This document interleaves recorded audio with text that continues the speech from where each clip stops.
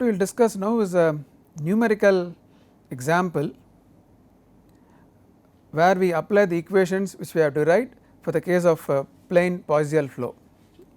One other objective of this example is to discuss the shear stress distribution in detail. Okay. So, two main objectives I would say. Okay. Let us read the example. Engine oil at a temperature of 60 degrees centigrade is forced to flow between two very large stationary parallel flat plates separated by a thin gap height 2h is equal to 3.6 millimeter, and that is what is shown here. Two very large. Why does it say very large? Okay. Remember, we said our width is very large, so that we need not consider variation along the z direction, and along the length, if the length is very short, then there will be region where the profile will keep changing along the flow direction. So, if you consider a very long plate and somewhere let us say we are in between, and then there will not be any end effects, and then the fully developed profile is a very good approximation. So, that is why the question says between two very large stationary, we have been using the word fixed parallel plates, which means that there is no change in the distance between them, the vertical distance between them, and of course, the gap is thin and the gap height is given to us. The plate dimensions are the length of the plate is given as 1.25 meters and the width is given as 0.55 meters. The outlet pressure is atmospheric and the inlet pressure is 1 atmospheric gauge pressure, which means it is 2 atmosphere absolute pressure.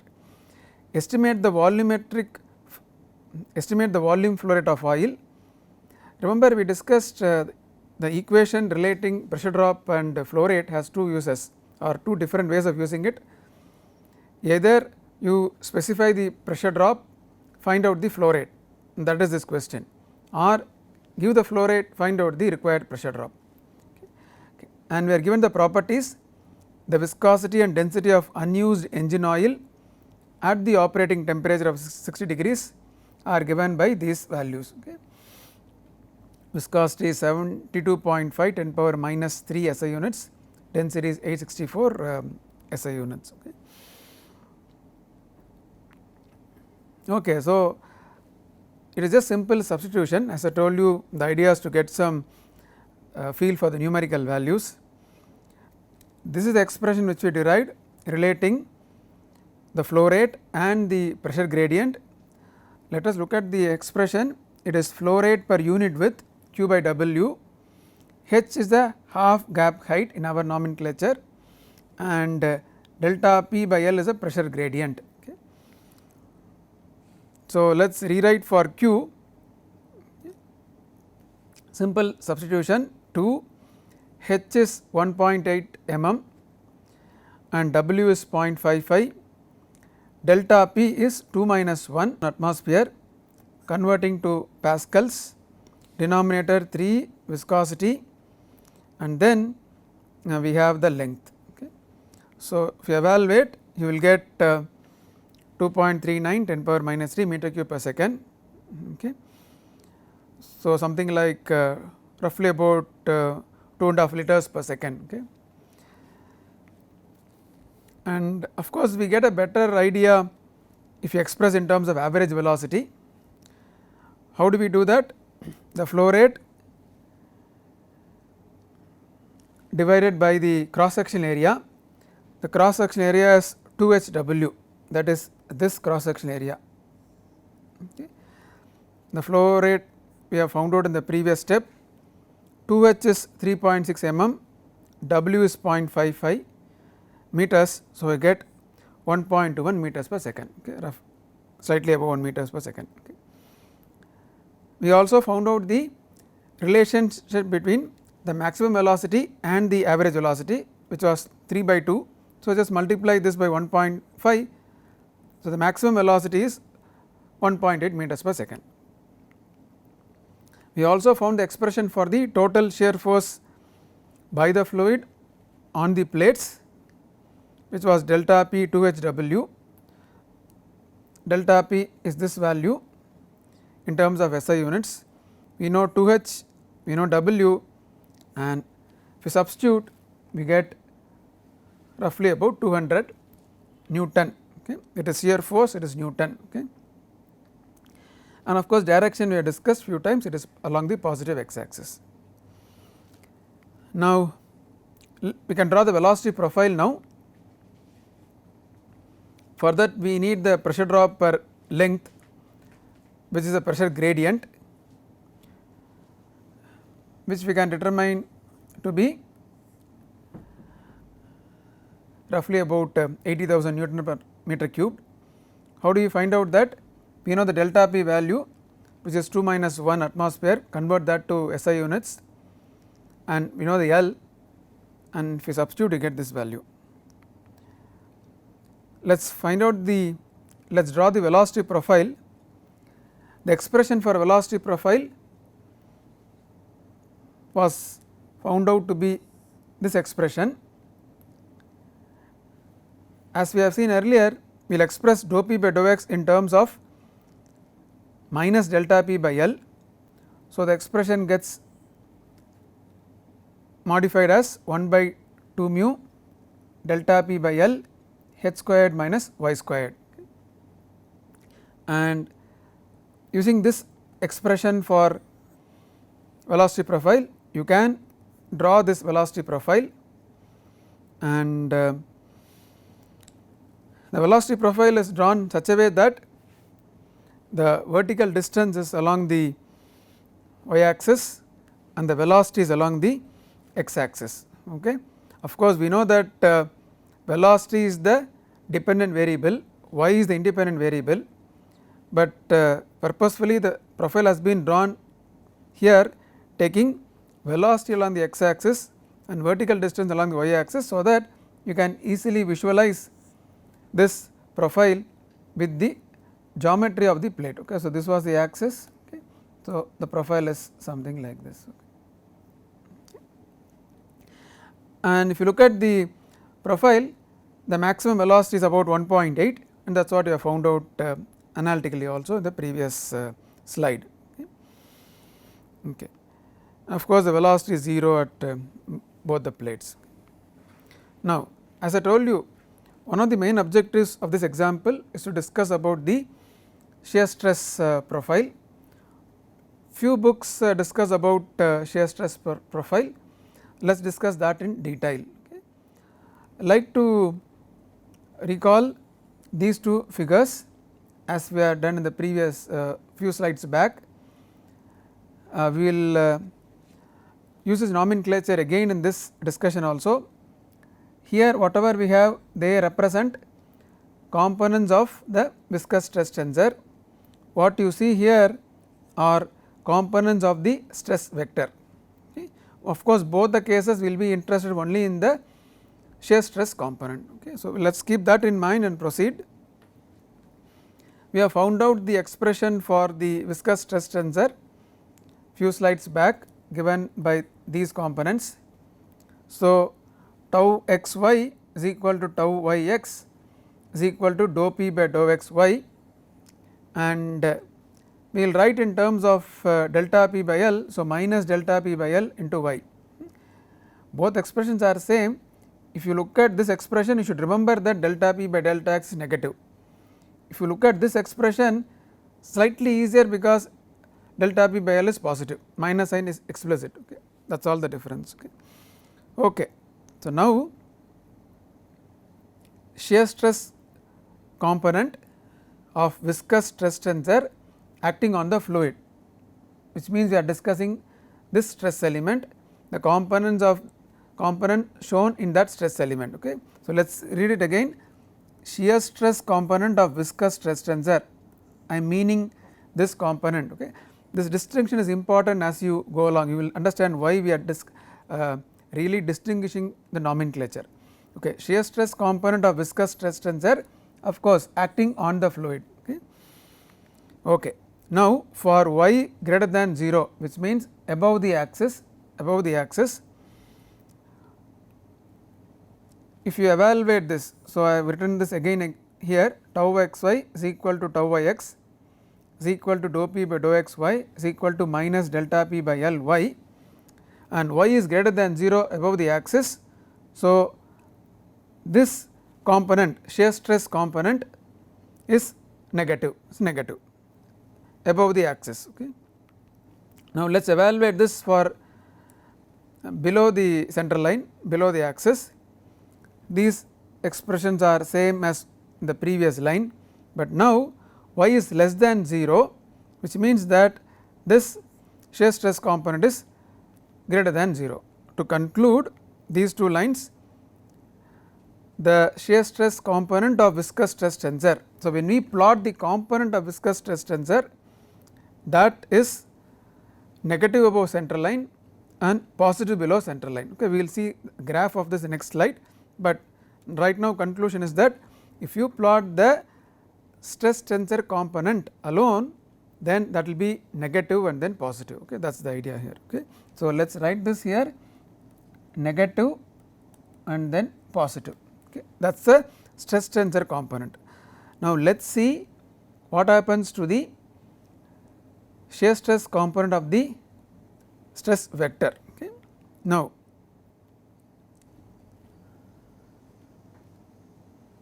once again acting on the fluid. Okay, how do we evaluate that?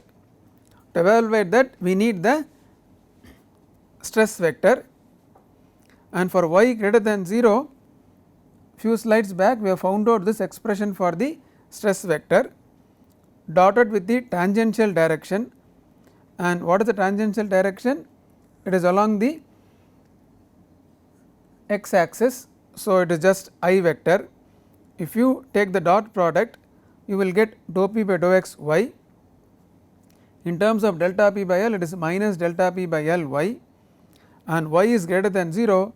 So, this shear stress component of stress vector is less than 0 above the center line.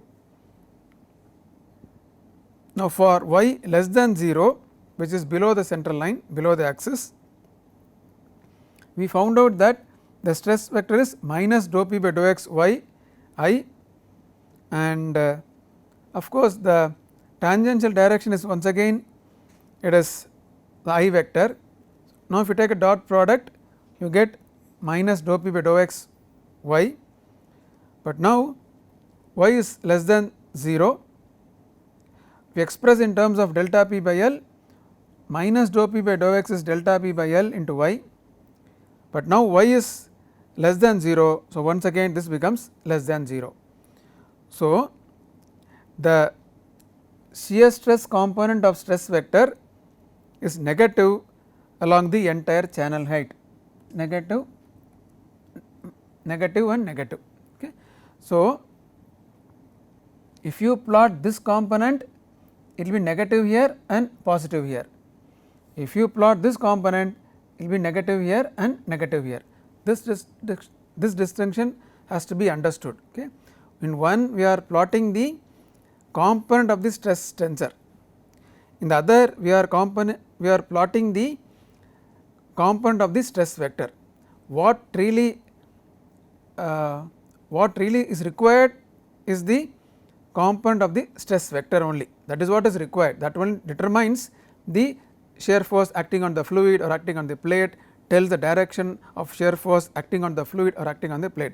That is why here within bracket it is shown as shear force per area. Okay. So, let us summarize all this pictorially the next few slides. Once again want to repeat that if you are plotting the component of stress tensor, it is negative and positive, but if you are plotting component of stress vector, it is negative throughout.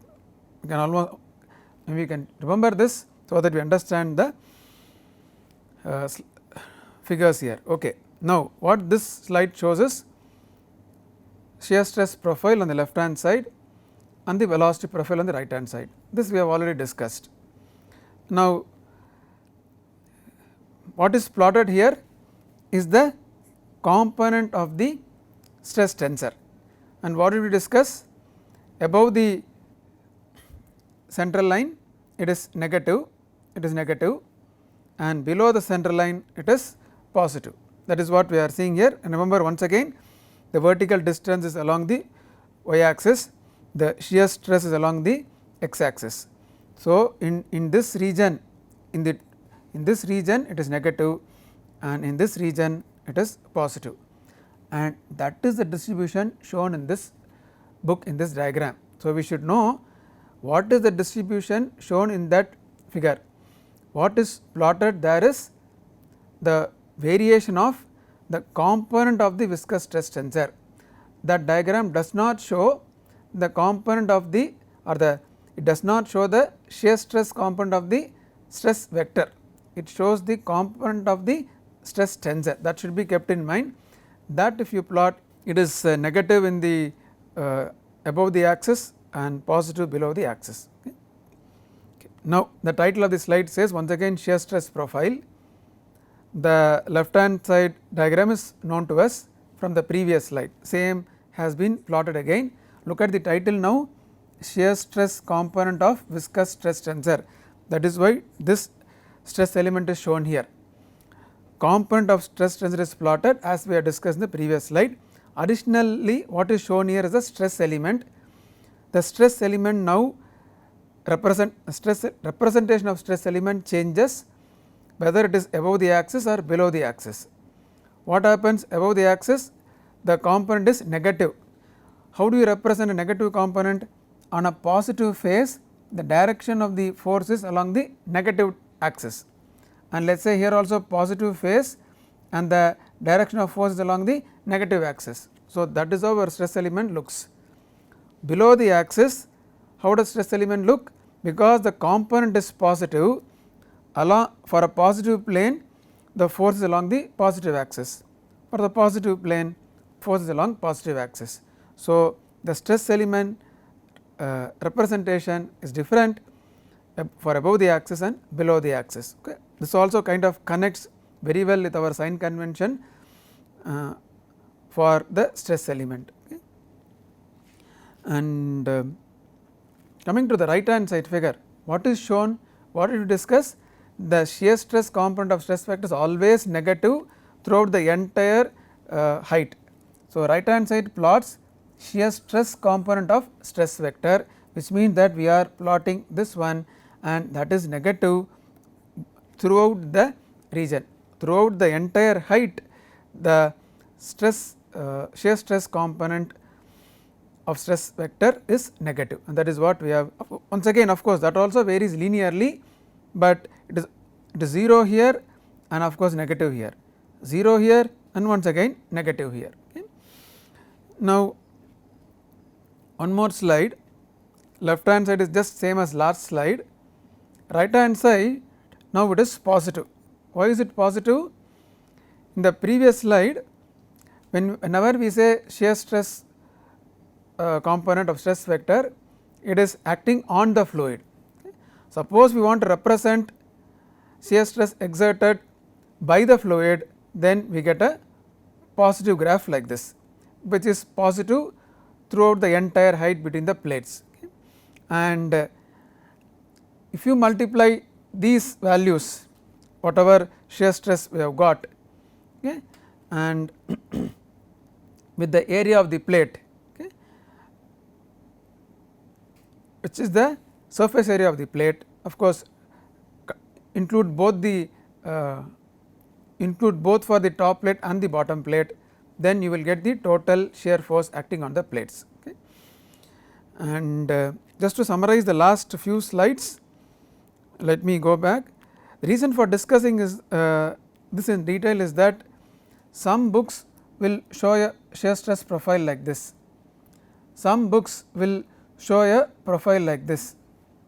So, we should know to distinguish between the two profiles. What is the profile that is plotted in this way? What is the shear stress that is being plotted in this way, and what is the shear stress that is being plotted in this way?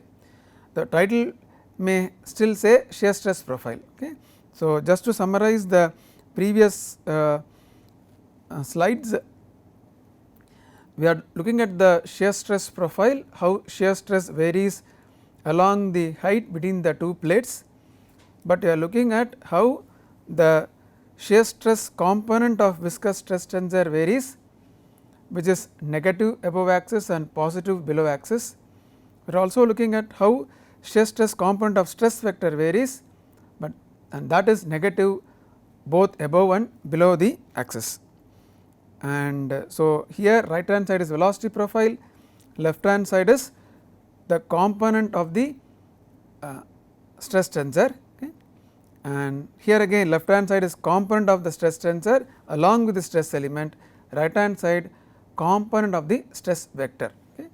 And here the right hand side is the stress acting on the fluid, here is the shear force exerted by the fluid, okay. So, all we have seen, I would say, three ways of shear stress profile. One is a profile like this, and one is a profile like this, and one is a profile like this. So, we should know clearly the distinction between all these three representations of shear stress profile, and this also kind of nicely summarizes whatever discussed earlier respect to sign convention, and then also physically understand what is the role of the component of viscous stress tensor and what is the role of component of the stress vector, okay.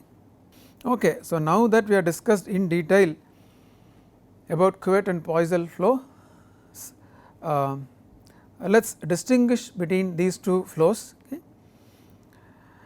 In the case of Couette flow, the moving plate causes fluid flow. In the case of Poiseuille flow, pressure gradient drives fluid flow.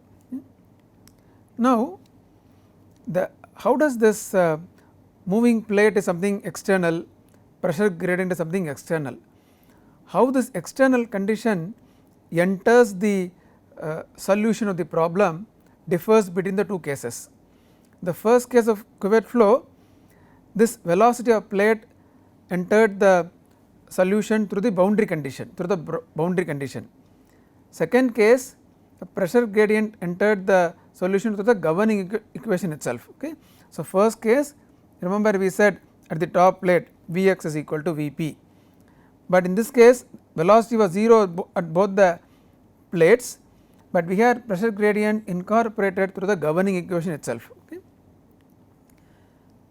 Couette flow pressure varies along the y direction only, which is a hydrostatic pressure distribution, and in the case of Poiseuille flow there is variation along y direction, once again hydrostatic, but we do have variation along the x direction as well, pressure there is a decrease in pressure along the x direction. Velocity profile is linear in the case of Couette flow, it is parabolic in the case of Poiseuille flow. Viscous stress is a constant in the case of Couette flow, in this case varies linearly, okay. A quick comparison of how these two flows vary, okay, in terms of what causes the flow, in terms of governing equation and boundary conditions, and in terms of profiles, okay. So, now given the scope of this course, we have solved two very simple problems, but I would say in detail connecting the entire part of linear momentum balance. So, but this is a good starting point, or we have learnt enough to solve other more complex problems. So, let us look at the general procedure for solving a fluid mechanics problem. That procedure is almost constant across any fluid mechanics problem. First is setting up of the problem and the geometry, okay. In this, let us say Couette flow, Poiseuille flow, and then geometry. In this case we took planar Couette flow and then planar Poiseuille flow. We could have also taken the usual cylindrical coordinate Couette flow and then Poiseuille flow, okay, and then the dimensions, etc., okay. And then of course selection of coordinate axis all comes under the first step. Then we list all the assumptions or approximations, simplifications and the boundary conditions. Remember, these depend on the problem and these depend on the level of sophistication we want to achieve. The more the number of assumptions we make, we get of course simpler and simpler solutions. Okay. Of course, if we keep relaxing assumptions, you will go more closer to reality. So, when I say you will solve more involved problems, meaning one implication is that you will solve the same problem with less number of assumptions. Okay. Of course, the boundary condition also has to be listed based on the physics. Okay. Now, we can simplify the based on the assumptions, we can simplify the governing equations. What are the governing equations? Remember, always the differential mass balance goes without saying, though we have been emphasizing on the momentum balance. Always we solve both the differential mass balance and the momentum balance together. So, simplify the differential mass and momentum conservation equations. In terms of nomenclature, the continuity and the Navier-Stokes equations. Okay. Then what do? We integrate the differential equations, okay, which will result in the constants of integration. In the present case, we resulted in 2 constants of integration. Okay. Now, we have the boundary conditions. So, apply the boundary conditions to find the constants, which means the solution is ready. Okay. We have solved the given fluid mechanics problem. Now, what do we mean by solution? What are the different levels at which the solution can be found out or reported? Okay. First, we can find out the profiles or distribution of velocity, pressure, shear stress. We have seen shear stress could be either component of the stress tensor or component of the stress vector. Okay. More practical relevance is the component of stress vector, because that only determines the force acting on the plates or any other surrounding geometry. Now, we can also plot streamlines, path lines. Remember, for streamlines and path lines, what we require is the velocity distribution. Earlier when we started off, we were given a velocity distribution. Now, we have found out the velocity distribution. So, we can plot the streamlines and path lines. Remember, when we discussed streamlines, we said the objective is to represent the result of a simulation or result of a prediction. We have predicted the velocity profile, we can represent that as streamlines. Of course, in this case they are just straight lines, they are just straight lines. Okay. Because we do not have any y velocity component, only a x velocity component. So, path lines, streamlines are all just straight lines, okay, straight horizontal lines. Okay. What else can be found out in terms of average values? Okay. We can find out the volumetric flow rate, we can find out the average and maximum velocity. If flow rate is given, we can find out the pressure drop. We also found out the total shear force acting on the walls. So, the way in which I separated these 3 bullets are: first bullet is for profiles, second is for let us say flow visualization, third are average values, okay, flow rates, average velocity, total shear force, pressure drop, etc. Okay. Okay. So, now we are ready to summarize the third level of applications for Navier-Stokes equation, namely flows including viscous stresses. Only one keyword, if you want to summarize all of them: velocity distribution. Of course, now we have discussed in detail, but one main objective was to find out the velocity distribution. We considered 2 geometries. First one was a planar cuvette flow, in which one plate was moving, other plate fixed with no applied pressure gradient. The plate caused the movement of the fluid. Second, planar Poiseuille flow, both plate fixed, the applied pressure gradient caused the movement of the fluid.